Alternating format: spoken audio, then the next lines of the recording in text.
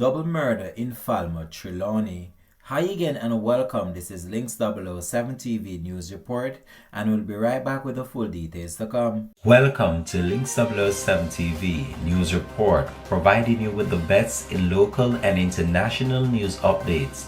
This is a place where you can get the most reliable and informative news information. Links 007 TV News Report.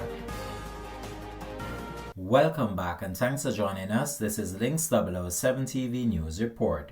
The Trelawney police were kept busy yesterday at the scene of a double murder on Wellington Street in Falmouth. It is not clear how they were killed, but the bloodied bodies of the two men were seen slumped in the front seat of a silver motor car near the entrance of the Falmouth cemetery. The incident attracted a large crowd in the vicinity of the incident. The men killed have so far been identified by the name Francis and Juba from Bethel Town in Westmoreland. It's not immediately clear why they were in Trelawney, but it's theorized that they might have been shot multiple times.